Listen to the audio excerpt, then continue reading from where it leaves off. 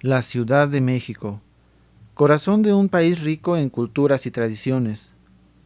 La calidez y amabilidad de sus habitantes la convierten en uno de los destinos que más turistas nacionales y extranjeros prefieren. Quienes aquí vivimos, podemos estar orgullosos de pertenecer a una sociedad civilizada y feliz, a la altura de cualquier urbe súper desarrollada. En esta ciudad, la vida es un cuento de hadas. Aquí nadie se puede quejar, porque a quien se queja, se le criminaliza.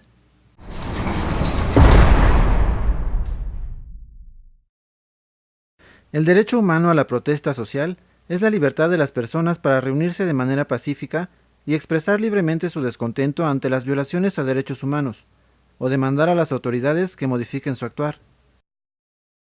Diversas declaraciones, tratados y pactos nacionales e internacionales incluyen en sus apartados artículos que protegen el derecho humano a la protesta social. La misma Constitución Política de los Estados Unidos Mexicanos, en los artículos 6, 8 y 9, establece el derecho humano a la libre asociación y manifestación de ideas, y al derecho a la petición de los ciudadanos ante las autoridades, así como la obligación de éstas a responder. El año pasado, el diputado panista Jorge Sotomayor Chávez lanzó una iniciativa de ley para regular las marchas, mítines, bloqueos de calles y concentraciones en la Ciudad de México. Ley que pretende la criminalización de la protesta social y que le daría al Estado las siguientes ventajas. 1. Encarcelar a manifestantes por delitos graves. 2. Crear leyes que permitan que el ejercicio de un derecho pueda considerarse como un delito. 3. Exhibir a los luchadores sociales y a los defensores de los derechos humanos como criminales. 4. Eliminar el apoyo de la sociedad a los grupos organizados. 5. Disminuir el costo político de la violación al derecho humano a la protesta. Y 6. Evitar que otras personas ejerzan su derecho a la protesta. Así, el Estado evita resolver los problemas que enfrenta la población debido a las violaciones a derechos humanos que el mismo Estado genera.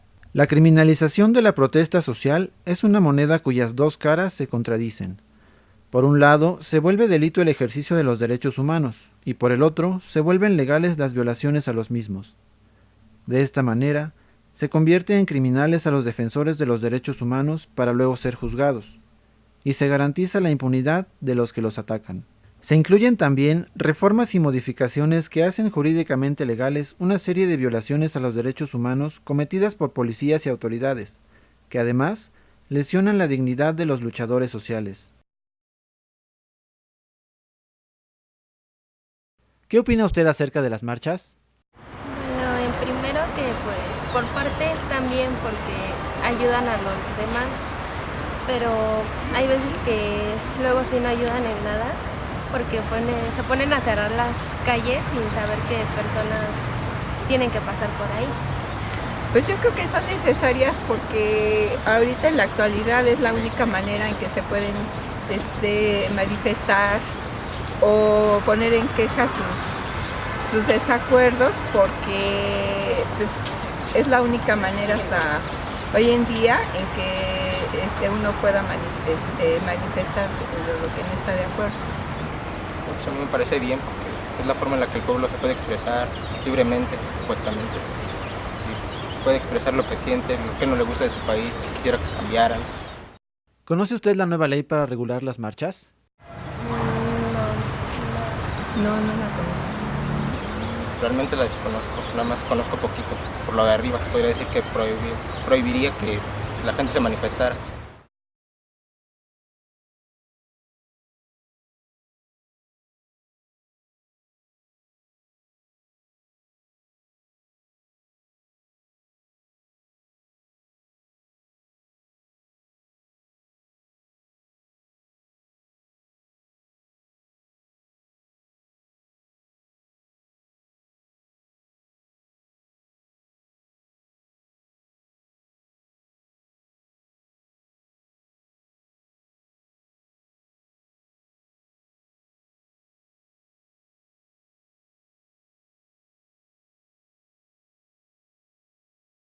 La criminalización de la protesta tiene que ver con las coyunturas políticas que vive el país.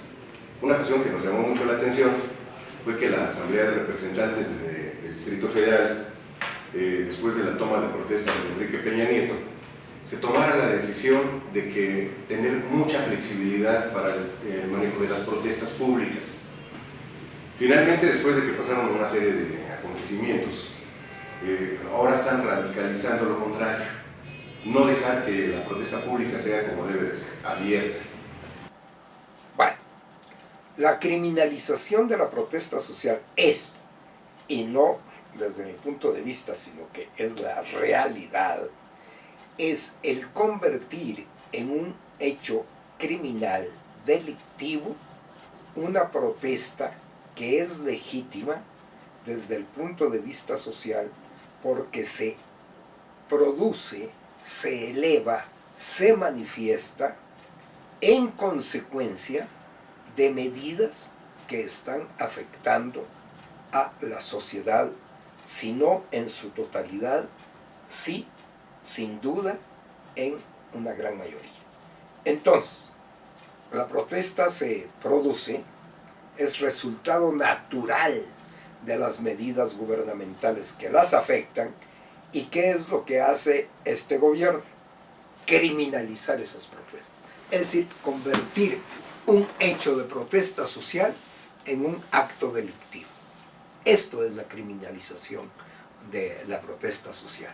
Y que naturalmente es una medida de fuerza, es una medida impositiva, es una medida de carácter dictatorial, sin duda alguna.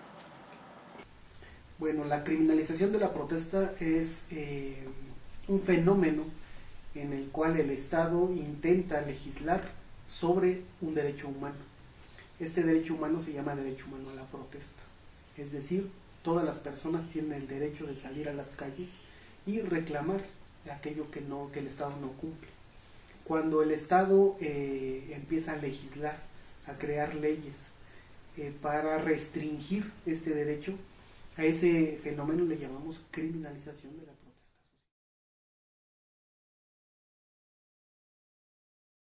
No es precisamente el tema el que haya causas adicionales, ¿no? La causa principal, porque la protesta va a seguir creciendo, es la incapacidad del Estado para poder resolver problemas. Hay otras organizaciones o grupos que pudieran estar interesados en apagar ese tipo de movilizaciones.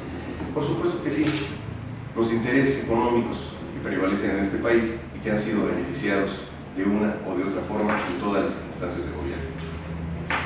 Obviamente en todos los ámbitos sociales. ¿Por qué?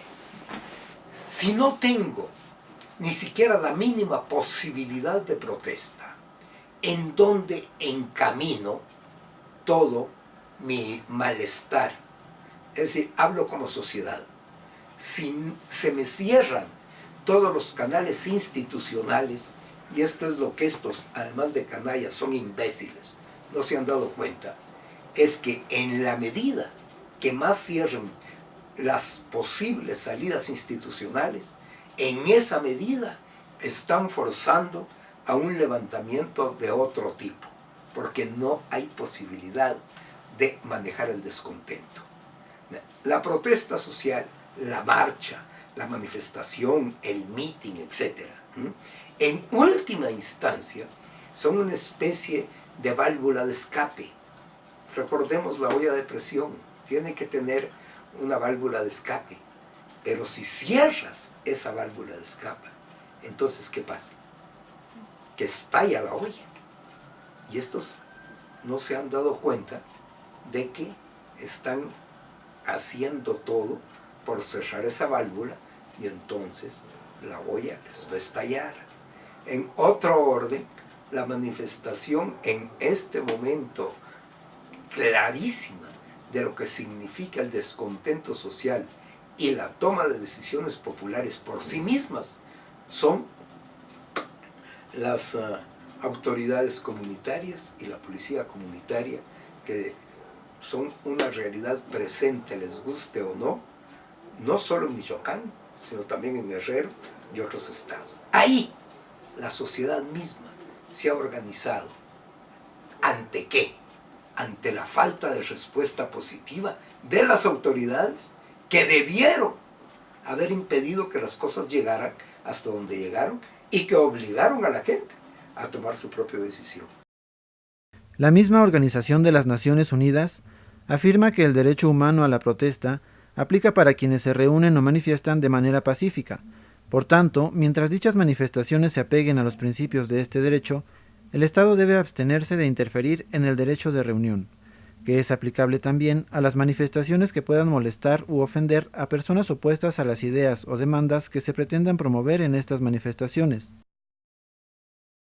Si toda posibilidad de que se produjeran tensiones o intercambios acalorados entre grupos opositores se utilizara como justificación para prohibir las manifestaciones, se estaría privando a la sociedad de la oportunidad de escuchar opiniones diferentes. En México, sin embargo, el derecho a la protesta está claramente criminalizado, pues en el artículo 6 de la Constitución se afirma: la manifestación de las ideas no será objeto de ninguna inquisición judicial o administrativa, sino en el caso de que ataque a la moral, los derechos de terceros, provoque algún delito o perturbe el orden público, lo que evidentemente contraviene las estipulaciones de la ONU.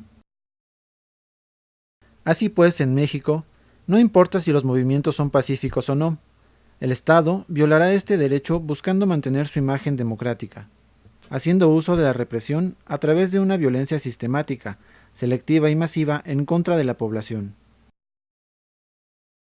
Esa es la lógica del Estado mexicano.